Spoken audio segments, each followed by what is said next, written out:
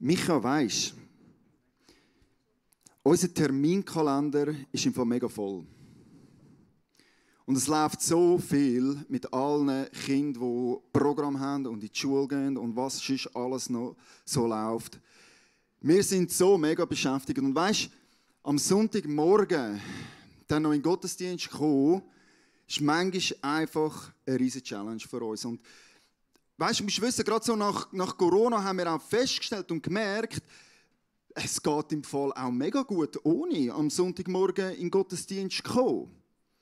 Und sowieso haben wir gemerkt, Predigten sind, und da kannst du jetzt einfügen, zu lang, zu kurz, sie gehen gar nicht in die Tiefe, das ist nur Text, es geht gar nicht um mich, es geht nur um mich, ich werde gar nicht herausgefordert, es ist viel zu herausfordernd und der Lobpreis ist zu laut, zu leislich, zu charismatisch, da bewegt sich ja gar nichts im Lobpreis und so weiter und so fort und gibt ganz viele Gründe. Und man stellt fest, das Gespräch, das ich jetzt so hatte, ist eines, das wir in der Vergangenheit und in letzter Zeit häufiger mal noch haben. Also selten so mega direkt, aber auch. Und gleich merkt man, es geht immer mehr eine Frage, die im Raum steht, nämlich, warum sollte ich am Sonntagmorgen in den Gottesdienst kommen? Weil, hey, ich kann ja alles, auch ohne am Sonntagmorgen. Ich kann ja meinem Nachbarn dienen und hey, ich lese im Fall auch Bibel und es gibt ja Online-Predigten. Nicht, dass ich die je hören würde, aber es ist so, es gibt sie, das ist wahr, gell? Und man könnte alles, was man am Sonntagmorgen macht, gut auch ohne am Sonntagmorgen machen. Und wir stellen fest, dass das mehr und mehr ein Thema ist, das man auf eine bestimmte Zeitperiode fixieren kann. Ich habe euch eine kleine Grafik mitgebracht. Kannst du sie gerade mal schnell einblenden. Auf dieser Grafik seht ihr die durchschnittliche Gottesdienstbesuchung über die Jahre. Also die Statistik fängt im 2017 an. Im modernen Gottesdienst sind dort so 180 Leute im Durchschnitt gekommen. Im 2017. Im klassischen Gottesdienst sind das 80 Besucher im Durchschnitt gewesen. Und dann ist etwas passiert. Die Kurve hat einen rechten Knick genommen. Ich denke, wir alle wissen, was das war in dieser Zeit, was dort passiert ist. Ja, dort war Corona und der Gottesdienstbesuch war nicht mehr so mega regelmäßig und es war nicht mehr so möglich gewesen, um in den Gottesdienst zu kommen. Übrigens, der Knick wäre noch tiefer. Es gibt ein paar Nuller Gottesdienste, wo man gar nicht hätte dürfen kommen, wo wir jetzt dort nicht drin gerechnet haben. Wahrscheinlich wäre der Knick in diesen Jahren von Corona noch tiefer gewesen. Dort sind nicht alle Daten ganz so genau erfasst. Und jetzt, nach Corona, haben wir wieder durchschnittliche Besucherzahl im modernen Gottesdienst von 140 und im klassischen von 60. Das ist ziemlich konsistenter Abfall oder eine Änderung von 24%. Also vor Corona sind 24% mehr Gottesdienstbesucher gewesen als nach Corona. Und das ist noch interessant, wenn man die Zahlen so anschaut, weil man kann noch mehr Zahlen anschauen. Also es hat übrigens einen Namen, was wir da sehen. Das heisst Partizipationsshift. Das ist das offizielle Wort, das das Phänomen beschreibt. Das ist ein gutes Wort, gell? Was es bedeutet ist, vorher haben die Leute mehr teilgenommen, als sie nach Corona teilnehmen. So ganz generell gesagt. Also wer vorher 5-mal im Monat in den Gottesdienst gekommen ist, kommt jetzt noch 3-mal. Und wer vorher 2-mal gekommen ist, kommt jetzt noch 1 im Monat. Und so ergibt sich das Phänomen vom Partizipationsshift. Die Leute merken und realisieren, die Welt dreht sich im Fall auch am nächsten Tag noch weiter, wenn ich am Sonntag nicht im Gottesdienst war. Zumal es mir ja manchmal gar nicht mega viel gibt, am Sonntag dort sein. Ich fühle mich nachher in der Woche drauf nicht viel geistlicher oder es bewegt mich nicht zutiefst, der Sonntag. Und das ist ein Phänomen, das zieht sich durch viele Gemeinden. Also es ist nicht ein Kreuzpunktphänomen, das nur wir kennen, sondern das hat eben sogar den Namen Partizipationsshift bekommen. Und wir können jetzt wie folgt reagieren. Und das ist mein Instinkt, so zu reagieren. Mal, du brauchst im Fall den Sonntagmorgen. Lass mich dir versichern und verkaufen und erklären, du brauchst den Sonntagmorgen. In Fakt, ich könnte eine Predigt schreiben mit 5 Punkten, was du nur kannst haben am Sonntagmorgen, wenn du in den Gottesdienst kommst. Habe ich übrigens schon gemacht. Es gibt die Predigt. 5 Sachen, die du nur kannst haben, wenn du am Sonntagmorgen in den Gottesdienst kommst.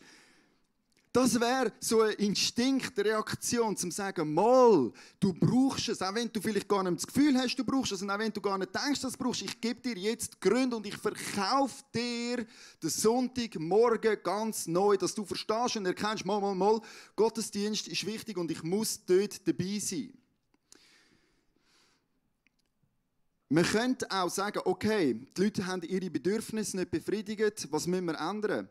Ich glaube, der Hermann und Sabrina müssen einfach mal anfangen, besser zu predigen, weißt? Dann würden die Leute auch checken, dass es sich lohnt, am Sonntagmorgen zu kommen, gell? Dann hätten wir das Problem gelöst, dann würden die Leute wieder verstehen, warum dass sie am Sonntagmorgen im Gottesdienst sind, dann würde es ihnen wieder etwas geben. Und alles das führt zu einer Kirchensicht, die ich jetzt mal genannt habe. Was sind wir als Kirche? Wenn wir dieser Logik folgen, zu was macht das der Kreuzpunkt? Und es macht den Kreuzpunkt zu einem geistlichen Dienstleister. Also, Dienstleister kennen wir, oder? Das ist ganz bekannt. Wenn du ein Problem hast mit deinem Auto, dann gehst du zum Mechaniker. Das ist dann dein Dienstleister, der dein Problem flickt. Wenn du finanziell etwas brauchst, eine Hypothek oder was auch immer, oder das Konto, zu viel Geld, zu wenig Geld, was auch immer, du gehst zu der Bank, deinem finanziellen Dienstleister. Wenn du gerne ein Haus gebaut hast, gehst du zum Baumeister, das ist dein Baudienstleister. Wenn du das Fenster geflickt hast, gehst du zum Handyman, der dir deine Dienstleistungen, die du brauchst, erbringen.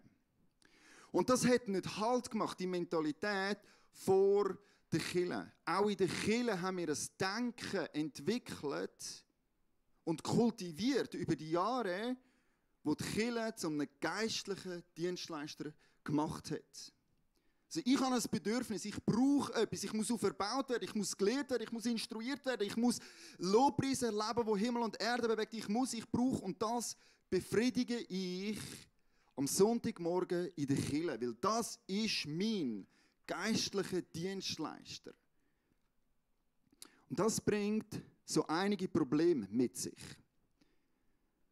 Diese Sicht hat seine Herausforderungen.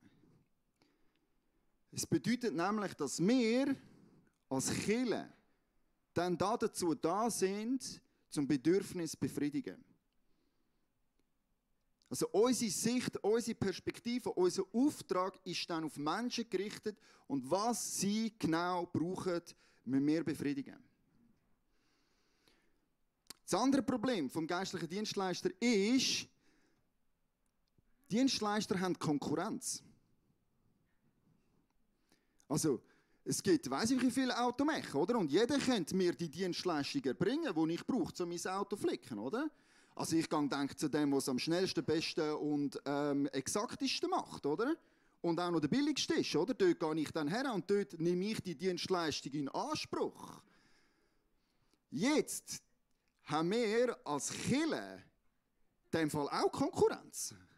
Also sind die anderen geistlichen Dienstleister, sprich die anderen Kirchen, die es noch gibt, auch unsere Konkurrenz. Also hey, Sammy, United ist deine Konkurrenz dementsprechend, oder? Schon mal gehört von Elevation Worship, oder?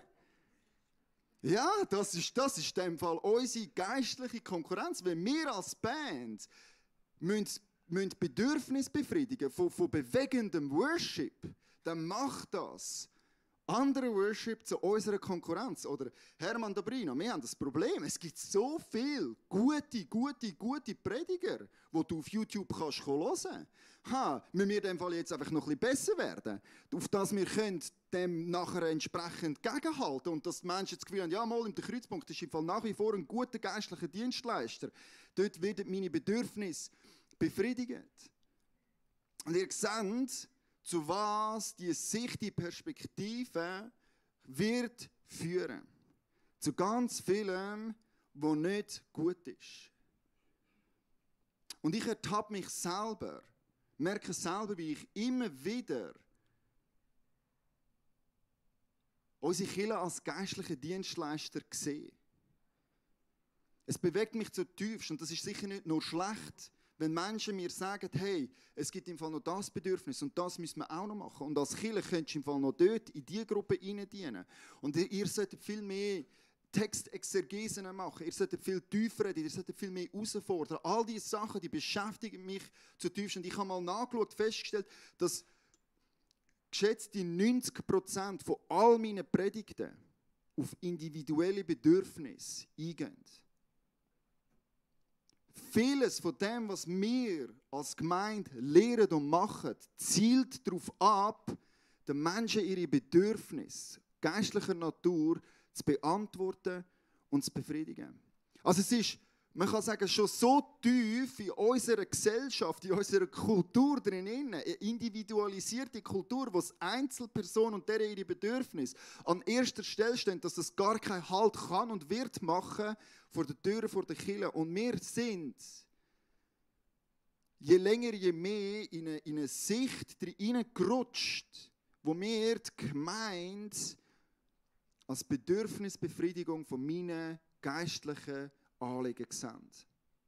Und ich möchte heute Morgen mit euch die Perspektive mal auftun, respektive ich möchte mit euch einen Perspektivenwechsel vollziehen. Und mir ist bewusst, das ist eigentlich fast unmöglich, was ich heute Morgen möchte machen. Es ist fast unmöglich. Ich möchte mit euch probieren, Kirche mal aus einer anderen Sicht zu sehen. Wieso sage ich, es ist fast unmöglich? Ja, eben weil wir so eine individualisierte Gesellschaft sind, weil wir so individualistisch denken und geprägt sind, dass es für uns fast nicht möglich ist, mal für 20 Minuten habe ich noch von dieser Zeit aus dieser Perspektive daraus rauszukommen und die zu wechseln. Und ich möchte heute Morgen das mit euch mal probieren. Aber bevor wir das machen, würde ich gerne zusammen beten, auf dass der Heilige Geist heute Morgen wirkt, dass er unsere Herzen bewegt und berührt und dass er unsere Augen leitet und dass wir es schaffen, mal für 20 Minuten meine Bedürfnisse, meine individuelle Sicht einfach mal auszublenden und probieren, aus einer anderen Sicht auf Kirche zu schauen. Für das möchte ich beten. Heiliger Geist, ich möchte dich einladen jetzt, heute Morgen in die Zeit, in die Predigt, in den Gottesdienst hinein. Du siehst, wo wir stehen, du siehst, wo wir sind, du kennst unseren Weg, du kennst uns durch und du weißt, wie wir geprägt sind und wie wir trainiert sind, zum Schauen und wo wir immer auch her schauen. Und ich bitte dich jetzt, gib du uns die Fähigkeit, die Möglichkeit, um mal neu zu denken, neu fragen und neu schauen, was möchtest du, lieber Vater im Himmel? Was ist dein Wille und was geht es dir? Ich bitte dich, dass du heute Morgen einfach redest, wenn wir jetzt dann gerade in dein Wort hineingehen, in deine Wahrheit, in dein Fundament, das du uns gegeben hast, dass das uns überführen und dass es uns auch herausfordern und verändern zutiefst, wünsche ich mir das. Und alle, die den Wunsch teilen und das auch möchten, so beten, die dürfen jetzt mit mir zusammen sagen, Amen, Amen, Amen. Alrighty. Hey, wir werden heute einen Perspektivenwechsel machen. Vom Individuum zum Kollektiv und vom Geschaffenen zum Schöpfer. Sind ihr rausgekommen? Gut. Wir probieren mal für 20 Minuten nicht von uns her zu denken. Und was ich will und was ich brauche, ist in den nächsten 20 Minuten komplett egal. Es geht darum, was wir als Kollektiv brauchen und wie das Gott die Kirche sieht. Okay? Also hey, lass uns die Bibel auftun. Wir möchten anfangen mit dem ersten Text. Was ist Gottes Perspektive, wenn es um Gemeinde geht? Epheser 2, 19 bis 21 erklärt Gott in einem knackigen Statement, um was dass es ihm geht bei der Kirche oder wie er Gemeinde sieht. Dort steht, so seid ihr nicht länger Fremde oder Heimatslose. Ihr gehört jetzt als Bürger zum Volk Gottes, ja sogar zu seiner Familie. Als Gemeinde von Christus steht ihr jetzt auf dem Fundament der Apostel und Propheten. Doch der Grundstein, der dieses Gebäude trägt und zusammenhält, sind unsere Bedürfnisse. Nein, eben nicht. Ist Jesus Christus selbst. Durch ihn sind die Bauteile untereinander fest verbunden und wachsen zu einem Tempel des Herrn heran. Also, wie sieht Gott die Gemeinde? Wie sieht Gott die Kirche? Was für ein Wort wird da gebraucht, um zu beschreiben, was Gott sieht, wenn er Kirche sieht? Und das Wort ist Familie. Ich habe übrigens euch mal alles rot angestrichen, falls du dich schon gefragt hast, was ist da genau rot. Das sind alle Wörter in dem Text, die plural sind und nicht singular. So griechische Urtext sind das alles Pluralwörter. Sprich, es spricht nicht dich als Individuum an. Hey, da müssen wir im Fall schon mal mega gut lernen, neue Bibel lesen. So viel, was wir in der Bibel lesen, lesen wir, als wäre es nur für mich zu mir geschrieben. Das ist nicht mega schlecht, das ist auch gut, das wird dich überführen, etc. Aber wir müssen verstehen, dass Gottes Perspektive, wenn er schaut, sieht er sehr, sehr selten individuelle Menschen, sondern er redet so viel mehr vom Kollektiv, von der Gemeinschaft, vom Plural und nicht vom Singular. Also was ist das Wort? Das Wort Familie. Also wir gehören zu Gottes Familie. Der Luther hat das Wort mega gut übersetzt. Er hat es übersetzt als dann sind wir Gottes Hausgenossen. Das ist ein cooles Wort, Hausgenossen. Also, wie sieht Gott die Kirche? Er sieht uns als seine Homies, seine Hausgenossen. Wir sind Gottes WG. Das ist, wie er die Kirche sieht. Er möchte Menschen einladen zu sich heim, in seine Wege, in seine Wohnung. Also das Wort ist Oikos, das beschreibt Haus. Aber es steht noch so für viel mehr als nur Haus. Es beschreibt Familie, es beschreibt Einflussbereich. Also, wenn jemand sagt, ich und mein Haus, dann wissen wir, er meint nicht sein physisches Haus, oder? Ich und mein Haus haben beschlossen, dass wir Gott nachfolgen wollen. Also dann redet er nicht von Ziegel und Fenster, sondern er redet von Familie, von Einflussbereich, von was er kann kontrollieren. Und so sagt Gott, ihr seid eingeladen zu mir heim. Ihr seid meine Hausgenossen. Also Kirche aus Gottes Perspektive ist nicht ein geistlicher Dienstleister, der da ist, zum geistliche Bedürfnis zu befriedigen, sondern aus Gottes Sicht sind wir eine Familie. Eine Familie, seine Hausgenossen, seine göttliche Wege. Das ist Gottes Perspektive, wenn er auf die Kirche schaut. Er sieht das Kollektiv. Er sieht nicht nur das Individuum, sondern er sieht die Familie. Und er hat dieser Familie, dieser Gemeinde, hat er 3 Aufgaben gegeben. 3 Sachen, warum und was die Kirche, die Gemeinde in seiner Wege soll passieren. Also er ist der Daddy, der die Regeln sagt und die Regeln setzt in seiner Wege, sagt er, hey, bei mir läuft es im Fall so. Und er hat ein Ziel gesteckt, einen Auftrag gegeben seiner göttlichen Gemeinde. Und das sind die 3 Sachen. Das erste ist nach oben gerichtet. Der erste Auftrag ist nach oben gerichtet. Es ist die Verherrlichung Gottes. Das ist der Grund, die Existenzberechtigung von Kirche. Der Auftrag, den wir als seine Wege bekommen haben. Wir sollen Gott die Ehre bringen. Epheser 1, Vers 12 bringt das auf den Punkt. Jetzt sollen wir mit unserem Leben Gottes Herrlichkeit für alle sichtbar machen. Wir, die wir schon lange auf unseren Retter gewartet haben. In seiner Family, in seiner Wege geht es darum, Gott die Ehre und den Lob und den Preis zu bringen. Also wenn wir uns versammeln am Sonntagmorgen, dann geht es um unseren ersten Auftrag nach oben gerichtet, auf Gott zu schauen, Gott zu verherrlichen, ihm dir geben, ihn anzubeten und ihn gross zu machen. Das ist der erste Auftrag, den wir haben, als Kollektiv am Sonntagmorgen. Der zweite Auftrag ist Mission. Das ist nach außen gerichtet. Es ist nicht ein Selbstbefriedigungszweck, den die Kirche hat am Sonntagmorgen. Es hat einen Auftrag. Wir sind geschickt in diese Welt. Epheser 1, Vers 12. Wir sollen für alle sichtbar machen. Wir sollen für alle sichtbar machen, wer Gott ist. Wir haben eine Mission, wir haben einen Auftrag. Wir sind berufen, um einen Unterschied zu machen. Wir haben es probiert, so zu formulieren, was du da hinten an der Scheibe siehst. Unser Auftrag beschreibt, dass wir möchten, dass mehr Menschen Gott kennenlernen. Dass sie aufbrechen, mit ihm zusammen unterwegs sind. Dass sie ihn kennenlernen und verstehen, was er ist und wer er ist. Das ist es. Wir möchten, dass sie Freiheit erleben.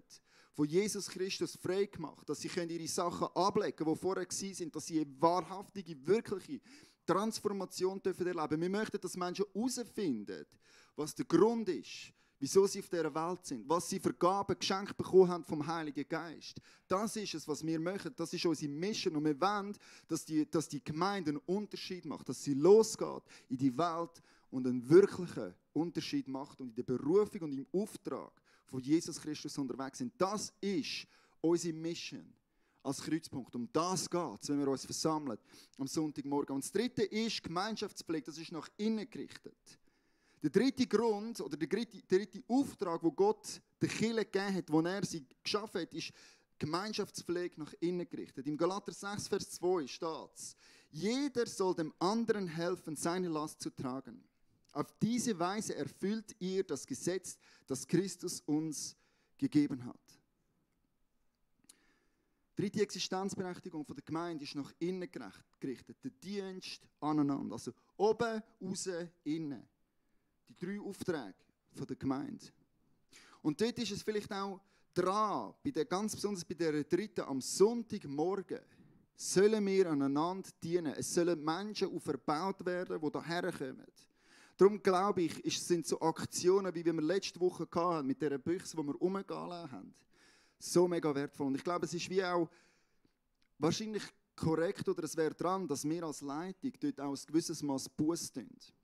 Dass wir euch viel zu fest auch als Besucher oder eben als Kunden behandelt haben vom Sonntagmorgen und viel weniger als Teilhaber, von was Gott heute am Morgen da mit uns allen möchte machen. Du bist nicht da, um einen Sitz zu füllen und den schön warm machen für nächste Woche und dann wieder zu gehen. Nein, wir sind da, alle miteinander, um einen Unterschied zu machen und um uns gegenseitig zu stärken, zu ermutigen und einander zu dienen.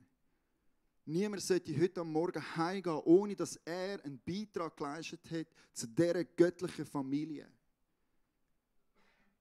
die sich gegenseitig dienen soll. Und ich glaube, wir sollten noch viel mehr so Aktionen haben, wo wir einander dürfen im Gottesdienst dienen. Die Büchse war ein geniales Beispiel. Wir werden jetzt dann einsteigen oder starten mit einer Zeit, wo Zeugnis, also erzählen, was wir mit Gott erlebt haben, mehr Raum soll bekommen. Das ist eine Art und Weise, wie wir einander am Sonntagmorgen dienen können. Indem, dass wir Gott erzählen, gross machen. Hey, siehst du, dass du gerade mehrere Sachen gleichzeitig machen.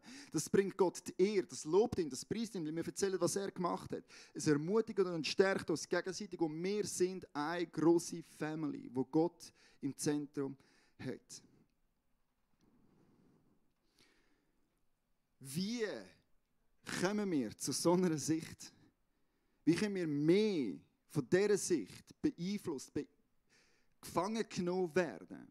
Wie kommen wir weg von unserer individualistischen Konsumhaltung hin zu einer kollektiven Familie Gottes, die sich am Sonntagmorgen am Esstisch versammelt, zum allwöchentlichen Family-Treff in der Wege Gottes? Wie kommen wir weg von der Bedürfnissicht hin zu Gottes Perspektive? Mir ist bewusst, darum habe ich gesagt, das ist fast unmöglich, weil so viel in unserer Gesellschaft läuft eben genau gegengesetzt. Ich habe ein Beispiel gefunden in der Bibel, eine Person, die das geschafft hat, die Perspektive zu wechseln. Ich möchte euch einen Bibelvers teilen, mit euch zeigen von Paulus, wo er selber schreibt, wie das bei ihm der Fall war und wie das bei ihm passiert ist. Und ich finde, es ist eine mega dichte Bibelpassage, wo so viel offenbart von Paulus seinem Herz und seiner Überzeugung und wie er es geschafft hat, zu dieser Sicht zu kommen, dass es nicht um ihn geht am Sonntagmorgen. Ich möchte es lesen mit euch. Epheser 3, Kapitel 3, Vers 1 bis 6. Das ist ein längerer Textschnitt. Und ich möchte ganz schnell nachher beim ersten Vers Pause machen. Weil ich, Paulus, euch Nichtjuden diese rettende Botschaft verkündigte, bin ich nun im Gefängnis. Als Gefangener von Jesus Christus bete ich für euch. Also was sagt der Paulus da genau? Okay, ich habe einen Auftrag gehabt, um euch Nicht-Christen die gute Nachricht von Jesus zu erzählen. Als Folge von dem bin ich im Knast gelandet. bin gefangen genommen worden, aber das ist nicht die Sicht, die der Paulus hat, sondern er nennt sich selber, ich bin ein Gefangener von Jesus Christus. Meine Gefangenschaft ist nicht von dieser Welt. Ich bin nicht gefangen genommen von dieser Welt, weil mein Auftrag ist es ja, wo mich daher geführt hat. Also ich bin gefangen von Jesus Christus, von was er da hat für mich. Seine Erlösungsbotschaft hat mich gefangen genommen. Er hat mir einen Auftrag gegeben und ich kann gar nicht anders, als den Auftrag von Jesus wahrnehmen. Er hat mich gefangen genommen. Ich bin sein Gefangener, ich gehöre ganz und gar ihm. Er ist es, wo mich in die Situation gebracht hat und ich tue nicht irgendwelche Umstände oder so für das herbeiziehen oder schuldig sprechen, sondern es ist Jesus Christus, der mich gefangen genommen hat. Und dann geht es weiter. Sicher wisst ihr, dass Gott mir den Auftrag gegeben hat, gerade euch, den Menschen aus anderen Völkern, von seiner Gnade zu erzählen. Gott selbst hat mir dieses Geheimnis offenbart. Ich habe es eben schon kurz erwähnt und wenn ihr meinen Brief lest, werdet ihr merken, Gott hat mir tiefen Einblick in den geheimnisvollen Plan gegeben, den er durch Christus verwirklicht hat.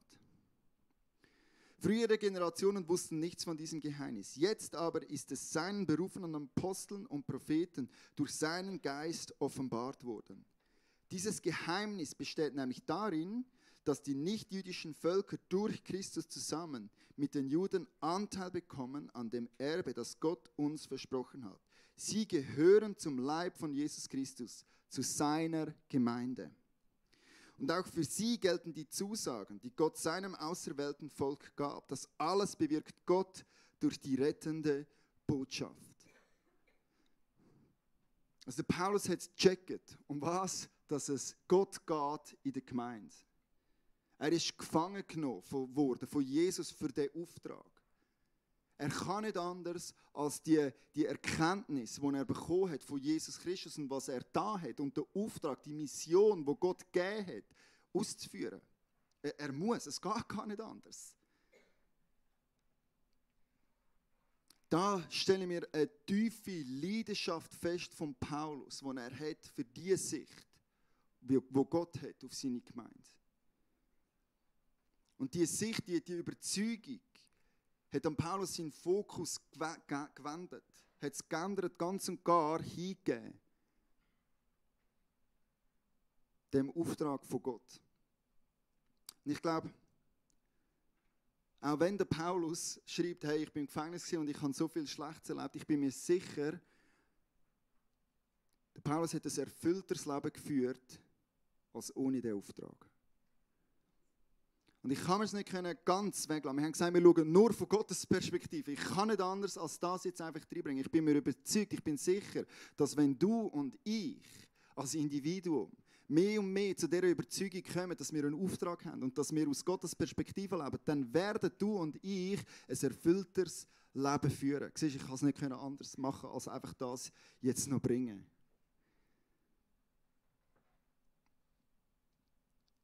Also aus einer Überzeugung von wer Jesus ist, erwächst eine Leidenschaft für seinen Auftrag und resultiert in einer neuen Sicht von Kirche und der Kirche ihrem Auftrag. Also ich möchte dich jetzt einladen,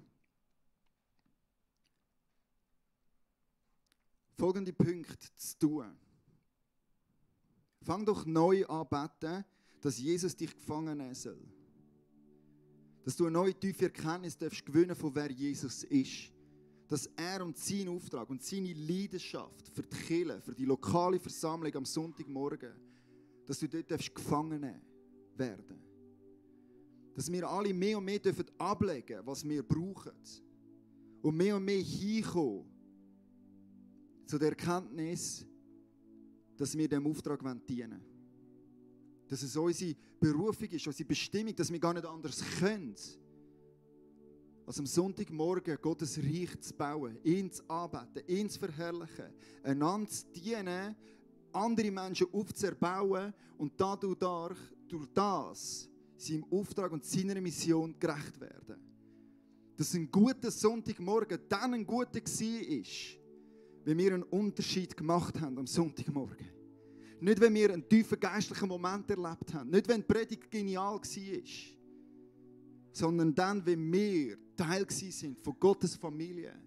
Wenn wir etwas beigetragen haben und wenn wir anderen gedient haben in dieser Familie Gottes. Ich wünsche mir, dass wir alle tief ergriffen werden und gefangen genommen werden von Jesus und seiner Sicht von Kirche. Bet für Leidenschaft. Dass Jesus dir eine neue Leidenschaft gibt, für was er mit der Kirche möchte erreichen. Dass er eine Leidenschaft in dir weckt für seinen Auftrag, den wir haben. Und ganz konkret möchte ich dich herausfordern oder bitten, folgende Aufgabe zu tun. Komm mal am Sonntagmorgen mit der Frage oder mit dem Auftrag, mit dem To-Do im Hinterkopf, wem kann ich heute dienen? Wie kann ich einen Unterschied machen? Wie kann ich etwas beitragen? Und nur wenn du das kannst als erledigt markieren, dann ist es ein guter Sonntag gewesen. Und heute zählt nicht. Das ist zu einfach. Jetzt sind wir gerade alle noch voll motiviert und haben es gerade gehört und es ist präsent. Und jetzt wollen wir alle gerade umsetzen. Nein, die Challenge ist ja, dass wir eine Sicht ändern. Und das braucht mehr als einfach jetzt schnell einiges machen und dann ist es erledigt. Sondern das braucht ein Dranbleiben. Das braucht ein Commitment, so wie halt Family ist, gell? Es gibt gute Wochen und es gibt schlechte Wochen. Es gibt Wochen, die super laufen, es gibt Wochen, die anstrengend sind. Wo man sich manchmal auch wünscht, hey, kann ich nicht mal in eine andere Familie gehen, so für mal einfach eine Woche und nichts zu tun haben mit diesen Leuten da. Hey, so ist halt Family, du gehörst dazu, ob du willst oder nicht. Willkommen in Gottes Wege, gell? Hey, wir wollen alle eine neue Sicht gewinnen von Gott, den er hat auf seine Family. Also hey, tu dir doch mal das To-Do wirklich so vornehmen und nimm dir mal vor, am Sonntagmorgen hierher zu kommen mit dem einzigen Auftrag, mit dem einzigen Ziel, mit dem einzigen Wunsch, einen Unterschied zu machen. Und jemanden in dieser Kirche zu verbauen, auf das du kannst sagen, wow, ich bin gebraucht worden heute Morgen von Gott. Und ich kann mit einer Erfüllung und einer Genugtuung heute Morgen wieder heimgehen. Ich glaube, wenn wir das schaffen, von Woche zu Woche mehr und mehr so zu denken, wird der Sonntagmorgen so viel besser. Verstehst du, was ich meine? Es wird so viel mehr Impact haben, es wird so viel mehr Unterschied machen in uns und in unserer Gesellschaft drinnen. Und so möchte ich jetzt zum Schluss von dieser Predigt mit euch zusammen beten. Und dann steigen wir wieder rein in eine Zeit vom Lobpreis, weil, hey, das ist unser Auftrag. Wir sind da. Wir sind heute Morgen da, zum Gott dir geben. Darum werden wir das nachher gerade machen. Ja, Jesus Christus, ich bin da und wir tun Buß, für wo dass wir Kirche anders gesehen haben, als du sie siehst, Jesus. Für dort, wo wir es um uns gemacht haben, dort, wo es um uns gegangen ist, dort, wo unsere Bedürfnisse an erster Stelle gestanden sind, dort, wo wir gefragt haben, hey, was bekomme ich, wo geht es mir gut am Sonntagmorgen? Ich bitte dich, dass du uns das vergisst und dass du uns hilfst, neu gefangen zu werden von dir, Jesus. Von deinem Auftrag, von dem, was du möchtest. Du unsere Sicht angleichen, immer mehr zu dem, was du siehst und wie du uns heute Morgen möchtest sehen. Hilf uns, einen Unterschied zu machen. Hilf uns, treu zu sein in dieser Familie drinnen. Auf dass dein Reich grösser wird, auf dass dein Name berühmt wird. Amen. Amen.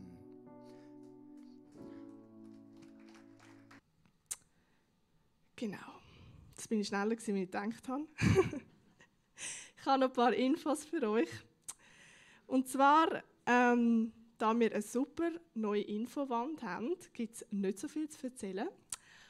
Ihr werdet alle News dort sehen. Etwas Kleines, was ich noch habe, ist, dass es Interessengruppen neu gibt und ihr euch neu digital anmelden könnt. Und zwar über das super coole iPad, das wir dort haben. Leider ist aber aus technischen Gründen hat es das letzte Mal nicht ganz geklappt. Darum bitte ich die sich für eine Interessengruppe angemeldet haben, nachher zu mir hinterherkommen. Wir werden das nochmal gemeinsam versuchen, gut anzubringen. Genau, und die sich aber für eine Interessengruppe heute oder auch die nächsten Sonntage über Papierform anmelden wollen, können das auch sehr gerne tun und können sie in den Opferstock legen oder im Briefkasten. Ja, Gebet ist etwas mega Wichtiges und etwas, wo Gott mega gefällt. Nächsten Freitag oder der Freitag, am 26.08. wird es wieder einen Gebetsabend geben und ihr sind alle ganz herzlich dazu eingeladen. Genau, ihr dürft gerne aufstehen. Ich möchte euch gerne noch einen Bibelvers mitgeben für die nächste Woche und für euch beten. Im Römer 15, Vers 13 steht: Der Gott der Hoffnung aber erfülle euch mit aller Freude und allem Frieden im Glauben, damit ihr überreich seid in der Hoffnung durch die Kraft des Heiligen Geistes. Und ja, Herr Jesus Christus, ich danke dir, dass wir dein Wort jeden Tag lesen dürfen. Danke, darf ich den Vers über alle da rein aussprechen, Herr. Darf ich auch aussprechen, dass es eine gute Woche, eine gesegnete Woche werden, Herr. Dass wir von dir dürfen erfüllt werden, jeden Tag mehr und auch immer mehr Hunger bekommen, um dich mehr kennenzulernen, Herr. Danke, Herr, zeigst du uns auf, wie wir unseren Geschwistern dürfen dienen, Herr, wie wir in dieser Kirche dürfen einander dienen, Herr, wie wir aber auch Leute auf der Straße, beim Einkaufen, in der Schule, in der Uni oder wo auch immer dürfen begegnen und für deine Liebe erzählen. Amen.